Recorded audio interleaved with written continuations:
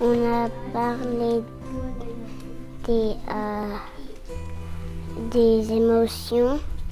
J'ai appris à réagir si par exemple j'étais témoin silencieux. Maintenant je sais quoi faire pour aider la victime. J'ai compris que le harceleur, c'est pas forcément la personne méchante, quoi. C'est pareil, il peut avoir des problèmes chez soi ou juste il se fait harceler, pareil. Du coup, je serais peut-être plus gentil avec lui, peut-être carrément devenir ami.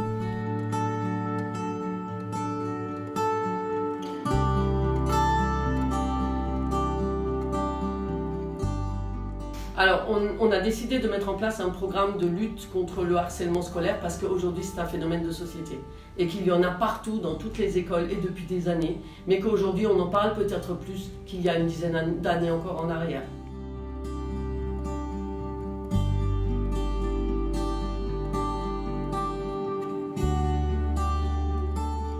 Donc, ce qui nous a beaucoup séduit dans le programme qui va, c'est qu'il y a 3 livres, 3 unités. Chaque unité contient 10 leçons.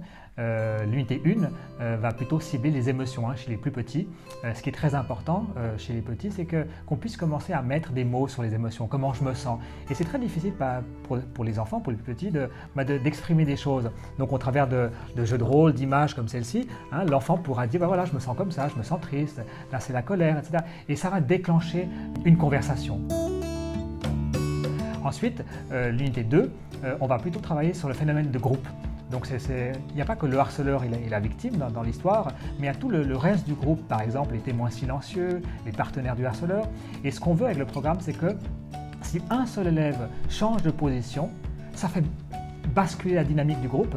Et c'est ça ce qu'on recherche, que le groupe change finalement, que la dynamique change.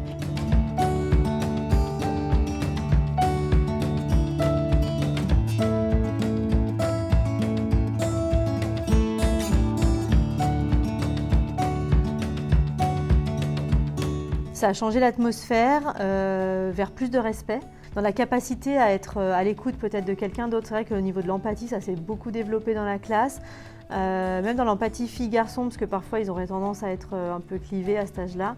Et donc là, ils arrivent quand même à me dire, il y en a qui sont venus me voir en me disant « je pense que cette personne est malheureuse ».